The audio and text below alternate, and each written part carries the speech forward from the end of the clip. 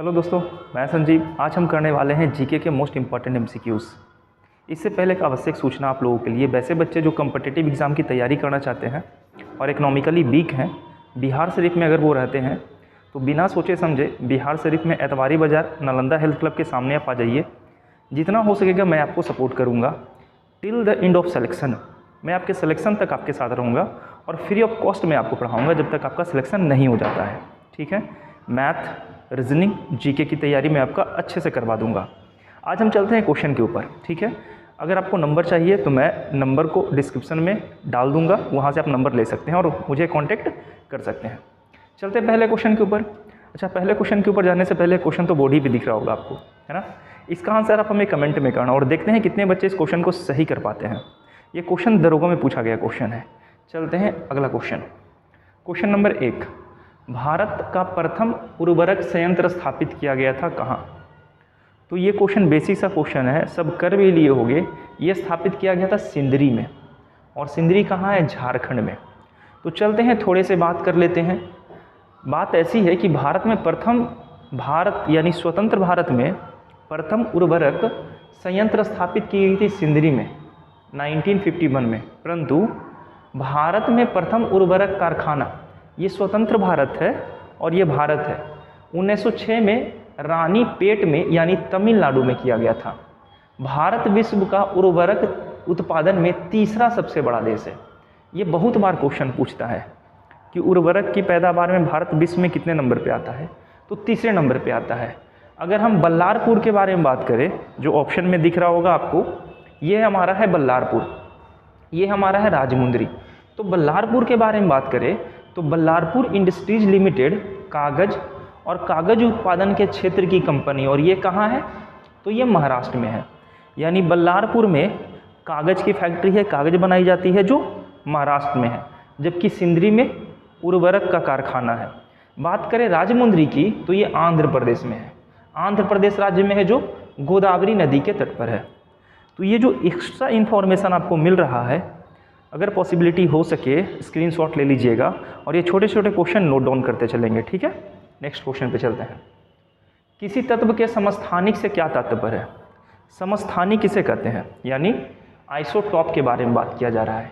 एक होता है आइसोटॉप, एक होते हैं आइसोबार और एक होते हैं आइसोमेयर, है ना, और एक होते हैं आइसोन्यूट्रिएंट।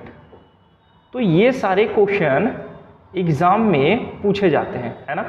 यहाँ पूछा जा रहा है समस्थानिक के बारे में, यानी आइसोबार के बारे में, आइसोटॉप के बारे में। आइसोटॉप के बारे में अगर बात करें तो समस्थानिक किसे कहते हैं? जिनकी परमाणु संख्या समान हो और द्रव्यमान संख्या अलग अलग, जैसे हाइड्रोजन, हाइड्रोजन और हाइड्रोजन, एक एक एक, तीनों की परमाणु संख्या समान, द्रव्यमान संख्या इसका 1, इसका 2, इसका 3। इसे हाइड्रोजन कहते हैं, इसे ड्यूटेरियम कहते हैं और इसे ट्राइटियम कहते हैं। तो ऑप्शन में क्या है? उस तत्व के वे परमाणु जिनकी द्रव्यमान संख्या अलग अलग हो। बिल्कुल सही, द्रव्यमान संख्या अलग अलग है।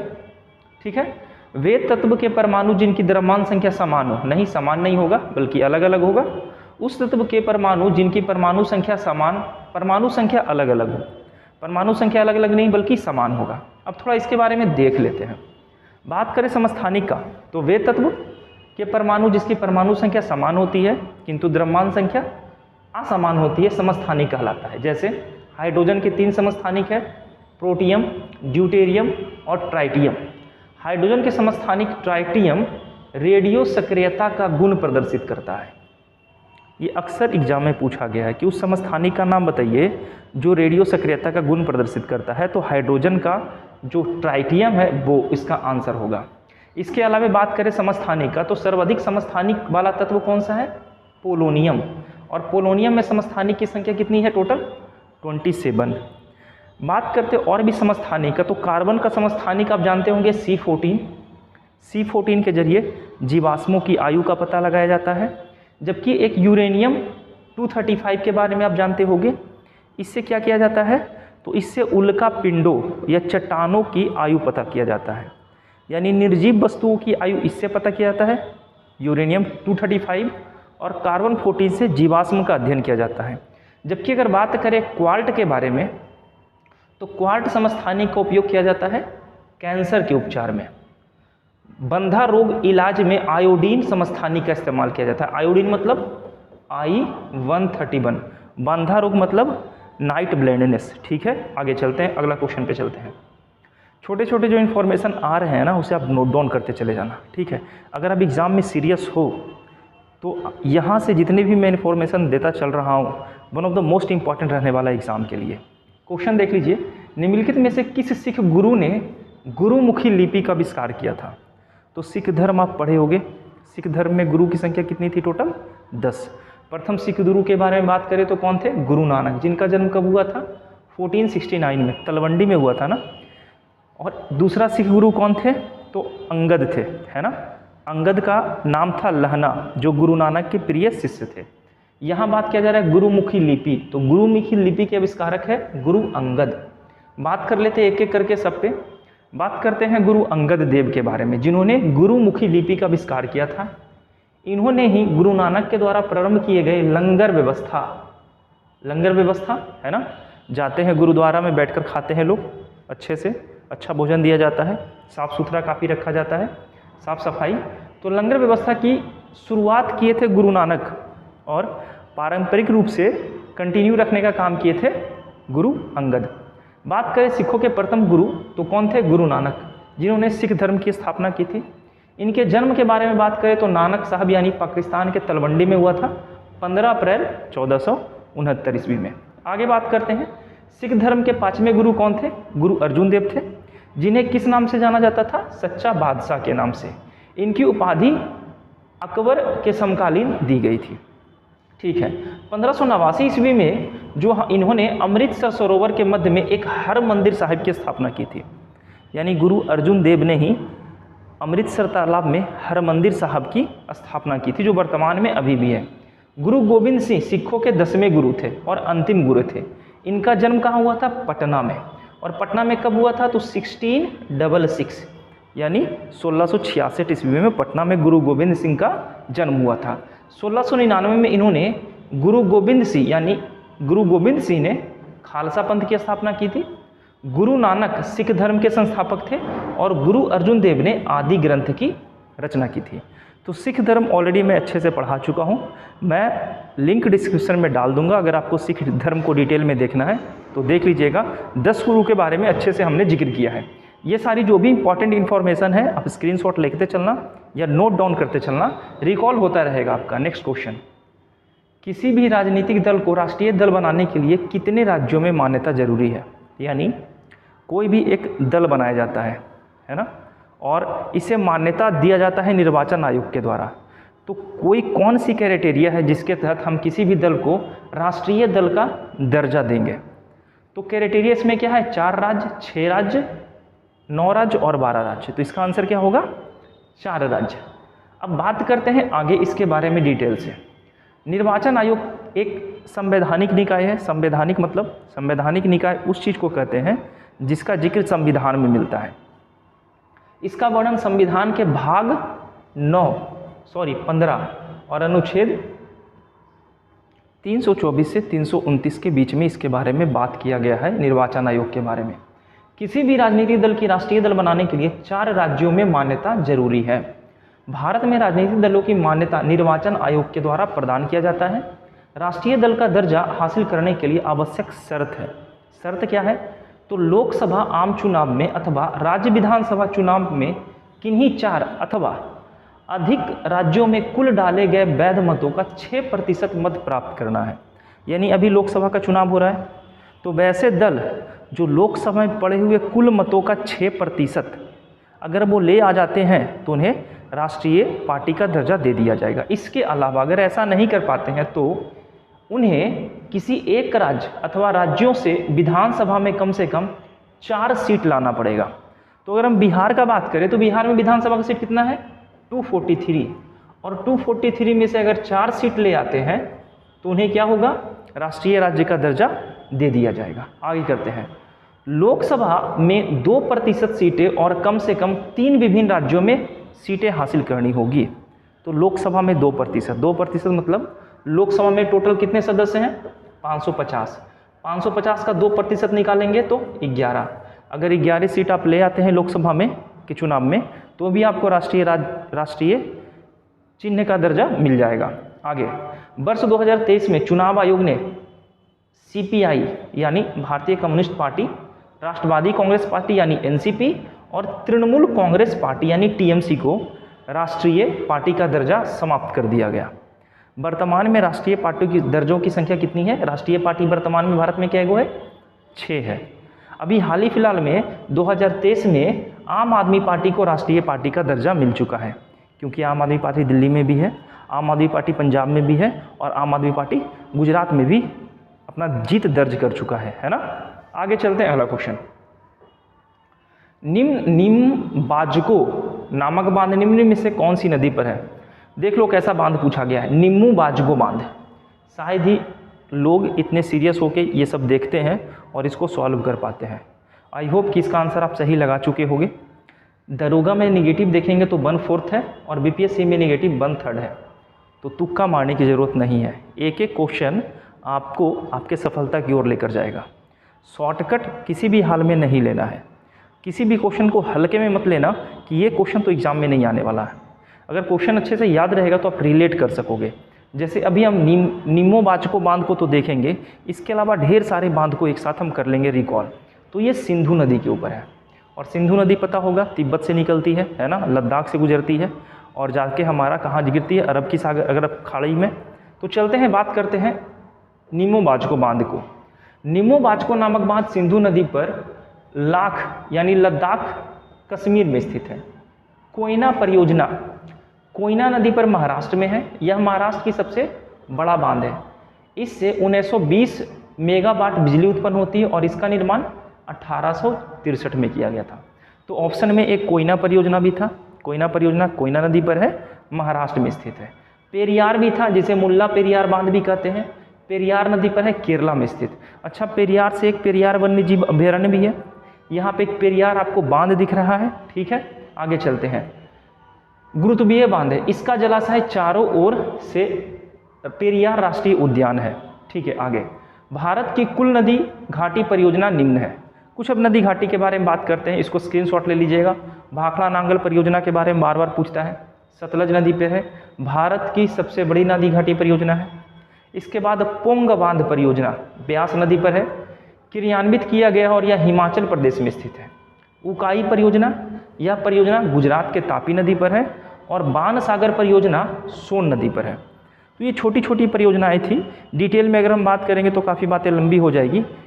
ये जो भी सारी बातें चल रही है आप इसे स्क्रीनशॉट लेते रहना, एग्जाम के लिए इंपॉर्टेंट रहने वाला है। नेक्स्ट क्वेश्चन, निम्नलिखित में से कौन सी पार्टी या संगठन डॉक्टर अंबेडकर द्वारा स्थापित नहीं की गई थी? ये BPSC का क्वेश्चन है।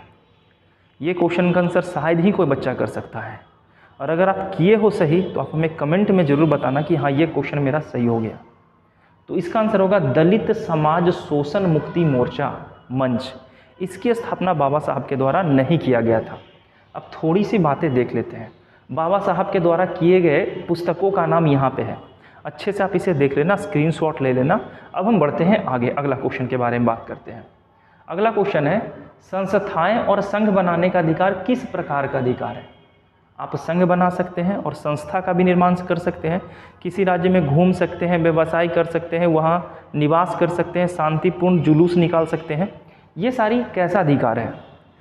तो ऑप्शन देख लीजिएगा, अच्छे से आंसर लगाइएगा। इसका आंसर होने वाला है ए, प्रत्येक व्यक्ति के लिए सुनिश्चित अधिकार है ये। अब इसके बारे में थोड़ा बात करते हैं। तो बात है ऐसा कि व्यक्तिगत स्वतंत्रता सभी मौलिक अधिकारों में सर्वाधिक महत्वपूर्ण है। इसको अक्षुण्ण रखने के लिए भारतीय संविधान में अनुच्छेद 19 से 22 तक व्यक्तिगत स्वतंत्रता संबंधित प्रावधान किए गए हैं, जो मौलिक अधिकार के भाग के मेरुदंड है, बैकबोन, ठीक है। ये backbone of our fundamental right है। 19 आर्टिकल के बारे में बात करें तो इसमें कुल 6 अनुच्छेद है, 19A, B, C, D, E, F। वर्तमान में 6 है, एक्चुअल में 7 था। अगर ए का बात करें 19A का, तो यहाँ राइट टू स्पीच है, बोलने की स्वतंत्रता यानी प्रेस की स्वतंत्रता। और ये क्वेश्चन बहुत बार एग्जाम में पूछा गया है कि किस अनुच्छेद में प्रेस की स्वतंत्रता की बात कही गई है, तो वो है 19 का। वास्तव में प्रेस का हाल अभी क्या है ये आपको अच्छे से पता होगा। प्रेस किस हद तक अपनी नीचता शो कर रही है, खैर उसके बारे में बात नहीं करते, चुनाव भी वर्तमान में चल ही रहा है। क्वेश्चन दूसरा 19B शांतिपूर्ण एकत्रित होने और सभा करने, 19 का C संघ बनाने, 19 का D देश के किसी क्षेत्र में आवागमन करने की स्वतंत्रता है। ई का बात करें तो देश के किसी भी क्षेत्र में निवास करने का, यहाँ आवागमन कर सकते हैं, और ई में आप निवास भी कर सकते हो और बस भी सकते हैं। और यहाँ F नहीं है ना, G है, कोई भी व्यापार जीविका चलाने की स्वतंत्रता भी आपको दिया गया है, कोई भी व्यापार कर सकते हैं। इवन रोड के साइड में ठेला भी लगा रहे हैं तो ये आपका फंडामेंटल राइट का आर्टिकल 19 ये कहता है कि आप ऐसा कर सकते हैं। अब यहाँ पे जो F गायब है तो F है नीचे, अनुच्छेद 19F संपत्ति का अधिकार था, और 44वां संविधान संशोधन 1978 में संपत्ति के अधिकार को मौलिक अधिकार से हटा दिया गया और अनुच्छेद 300 के A में इसे रख दिया गया। ठीक है, ये कानूनी अधिकार के रूप में रखा गया है। तो पहले संपत्ति का अधिकार हमारा मौलिक अधिकार था, वर्तमान में संपत्ति का अधिकार हमारा कानूनी अधिकार है। 44वां संविधान संशोधन 1978 में हमारा संपत्ति के अधिकार को समाप्त कर दिया गया था। तो आई होप ये बातें आपके लिए इंपॉर्टेंट रही होगी। नेक्स्ट क्वेश्चन, संयुक्त राष्ट्र संघ दिवस कब मनाया जाता है, यानी यूएनओ कब मनाते हैं हम यूएनओ दिवस? तो यूएनओ की स्थापना हुई थी 1945, यानी 24 अक्टूबर 1945, सेकेंड वर्ल्ड वॉर के बाद। पहली विश्व युद्ध जब खत्म हुई थी 1914 से 18 तक, तो राष्ट्र संघ की स्थापना की गई थी ताकि भविष्य में युद्ध ना हो, किंतु राष्ट्र संघ फेल हो गई और सेकेंड वर्ल्ड वॉर हमारा जारी हो गया। सेकेंड वर्ल्ड वॉर 1939 से लेके 1945 तक चला था। सेकेंड वर्ल्ड वॉर के बारे में बात करें तो 6 अगस्त 1945 हिरोशिमा पर बम गिराया गया, 9 अगस्त 1945 नागासाकी पे बम गिराया गया, और इसके बाद हमारा सेकेंड वर्ल्ड वॉर समाप्त हो गया। सेकेंड वर्ल्ड वॉर के बाद भविष्य में युद्ध ना हो, तीसरा विश्व युद्ध, इसके लिए ये संस्था की स्थापना की गई। ये संस्था की स्थापना 24 अक्टूबर 1945 में की गई थी। अब इसके बारे में देख लेते हैं। संयुक्त राष्ट्र संघ की स्थापना 24 अक्टूबर 1945 में हुई थी, इस कारण संयुक्त राष्ट्र संघ दिवस 24 अक्टूबर को मनाया जाता है। संयुक्त राष्ट्र संघ का मुख्यालय कहाँ है, बहुत बार पूछा है, न्यूयॉर्क शहर में स्थित है। संयुक्त राष्ट्र संघ के कार्य करने की भाषा क्या है? तो संयुक्त राष्ट्र संघ के कार्य करने की 2 भाषा है, एक है अंग्रेजी और दूसरा है फ्रेंच। इसके अलावा 4 भाषाओं को ये और मान्यता देकर रखा है, चीनी, रसियन, अरबी और स्पेनिश। संयुक्त राष्ट्र संघ के अंग 6 अंग हैं। संयुक्त राष्ट्र संघ के 6 अंग के बारे में अच्छे से याद रखिएगा, इसके बारे में पूछा गया कि इनमें से कौन से अंग नहीं है। संयुक्त राष्ट्र संघ के 6 अंग कौन कौन से हैं? महासभा, सुरक्षा परिषद, आर्थिक एवं सामाजिक परिषद, प्रन्यास परिषद और अंतर्राष्ट्रीय न्यायालय और सचिवालय। वर्तमान में अगर बात करें तो संयुक्त राष्ट्र संघ के वर्तमान में महासचिव कौन है? Antonio Guterres. और एक क्वेश्चन का आंसर आप हमें कमेंट में बताना कि वर्तमान में संयुक्त राष्ट्र संघ में कुल देशों की संख्या कितनी है। नेक्स्ट क्वेश्चन पे चलते हैं। एक सूची को 2 सूची से मिलान करना है, ऐसा क्वेश्चन बीपीएससी देगा, है ना। अच्छे से मिला लो, ऑप्शन यहाँ नीचे नहीं है ना, एक दूसरे से मिलाना है। तो पहले चलते हैं, हमारा क्या है? इंद्रावती। तो इंद्रावती बाघ आरक्षित क्षेत्र किस राज्य में है? अब देखो, अगर आपको नहीं पता है इंद्रावती, पेरियार तो अभी हम पीछे बात किए थे ना, पेरियार कहाँ है? तो पेरियार हम बात किए थे कि सर पेरियार केरल में है, पहले इसको मिला देंगे। अच्छा आगे देखते हैं, आगे हम बात किए थे सिमलीपाल। सिमलीपाल के बारे में जानते हो या बांदीपुर के बारे में जानते हो? अगर सिमलीपाल के बारे में जानते होगे तो ये उड़ीसा में है, बांदीपुर के बारे में बात करें तो ये कर्नाटका में है, और इंद्रावती के बारे में बात करें तो ये छत्तीसगढ़ में है। राष्ट्रीय उद्यान से अच्छे अच्छे क्वेश्चन बनते हैं एग्जाम में, है ना, और काफ़ी खतरनाक क्वेश्चन बनता है। आप रट के जाते हो लेकिन वो मैच नहीं करता, तो मैच नहीं करता तो एलिमिनेट तो कर सकते हैं ना।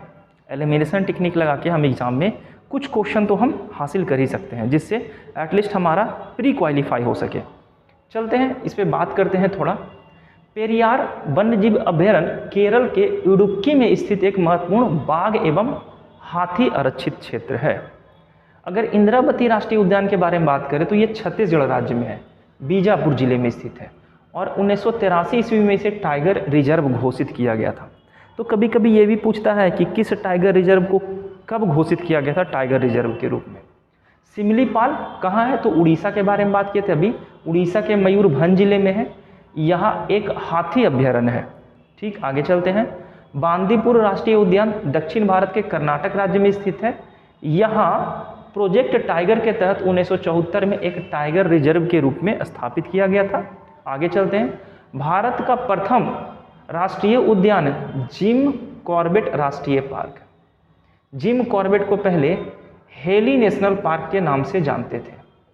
हेली नेशनल पार्क का नाम बदल के जिम कॉर्बेट रखा गया और पुनः इसका नाम बदला गया और इसका नाम 2021 में बदलकर रामगंगा नेशनल पार्क कर दिया गया, क्योंकि इसी पार्क से रामगंगा नदी गुजरती है, इसीलिए इस नदी के नाम पर इस पार्क का नाम रामगंगा राष्ट्रीय उद्यान कर दिया गया। पहले इसे हेली के नाम से जानते थे, फिर बना कौन, तो फिर बना जिम कॉर्बेट, उसके बाद हमारा ये। देश का सबसे ज़्यादा राष्ट्रीय उद्यान कहाँ है? मध्य प्रदेश में, इसलिए मध्य प्रदेश को क्या बोलते हैं? टाइगर स्टेट बोलते हैं, टाइगर स्टेट। ये जितनी भी इन्फॉर्मेशन है काफ़ी इंपॉर्टेंट है। अगर आपको लगे कि नहीं ये कंटिन्यू रहना चाहिए, मेरे हिसाब से हर बच्चे को कम से कम 10 क्वेश्चन का MCQ हर दिन करना चाहिए, और MCQ लगाने के एटलीस्ट 10 क्वेश्चन, और उससे रिलेटेड जितने भी इस तरीके से क्वेश्चंस बन सकते हैं उसे अगर आप कवर कर लिए ना तो 6 से 8 महीने में ऑलमोस्ट पेपर आपका कवर हो जाएगा। और ऐसे ऐसे क्वेश्चन देखने को मिलेंगे यहाँ पर जो आपको बुक्स में नहीं मिलेंगे, तो बहुत इंपॉर्टेंट हो जाता है पेपर लगाना, सेट लगाना। बात करते हैं भारत का सबसे बड़ा बाघ अभ्यारण्य कौन है? तो नागार्जुन सागर। और नागार्जुन सागर कहाँ है? श्रीशैलम आंध्र प्रदेश में सबसे बड़ा। अगर सबसे छोटा देखा जाए तो अंडमान निकोबार पे है, जो साउथ बटन के नाम से प्रसिद्ध है। आगे चलते हैं। विश्व का एकमात्र तैरता हुआ राष्ट्रीय पार्क, ये अभी दरोगा का क्वेश्चन है, दरोगा में ये क्वेश्चन पूछा था। तो तैरता हुआ राष्ट्रीय पार्क कौन है? केबुल लामजाओ राष्ट्रीय पार्क, जो मणिपुर राज्य में स्थित है। मणिपुर हमारा जल रहा था और साहब को कुछ फर्क नहीं पड़ रहा था, और इजराइल में गए थे युद्ध शांत करवाने ना। तो खैर वो सब वाली बातें नहीं करेंगे, बेतुकी बातें हैं, हम लोग तो नेता है नहीं, है ना। वर्तमान में टाइगर रिजर्व की संख्या कितनी है? 54। और 54वां टाइगर रिजर्व कहाँ बना है? तो मध्य प्रदेश में। मध्य प्रदेश को कौन सा स्टेट कहते हैं? तो टाइगर स्टेट के नाम से जानते हैं। अब चलते हैं एक लास्ट क्वेश्चन के ऊपर। कौन सा संयंत्र तरल पदार्थों के विशिष्ट गुरुत्व को मापता है? ये साइंस से क्वेश्चन है। ग्रेविमीटर, हाइड्रोमीटर, हाइग्रोमीटर या हिस्पोमीटर। एक एक करके अगर बात करें तो इसका क्या होगा? तरल के बारे में बात कर रहे हैं ना। तरल मतलब होता है जल, लिक्विड, है ना। और लिक्विड में आता है हाइड्रो, इसका आंसर होगा हाइड्रोमीटर। हाइग्रो के बारे में बात करें तो वायुमंडलीय आर्द्रता को नापता है। एक बार हम लोग देख लेते हैं एक एक करके। हाइड्रोमीटर द्वारा किसी द्रव का अपेक्षिक घनत्व मापा जाता है, इसके द्रव का विशिष्ट गुरुत्व निकाला जा सकता है, जबकि हाइग्रोमीटर द्वारा वायुमंडलीय आर्द्रता मापी जाती है। हिस्पोमीटर द्वारा समुद्र तल की ऊंचाई ज्ञात की जाती है कि समुद्र तल से ऊंचा कितना है समुद्र का लेयर। और अगर ग्रेविमीटर का बात करें तो जब समुद्र में तेल का बिखराव हो जाता है, इसके द्वारा पानी की सतह पर तेल की उपस्थिति, समुद्र में शिप उलट जाता है और तेल पसर जाते हैं, तो उसकी उपस्थिति के बारे में ज्ञात करने के लिए ग्रेविमीटर का इस्तेमाल किया जाता है। तो आई होप कि ये सेशन आपके लिए काफ़ी यूज़फुल रहा होगा। अगर है लाइक, शेयर और कमेंट करें। मिलते हैं कल इसी तरीके के क्वेश्चन के साथ, डिटेल में हम बातें करेंगे। बाय।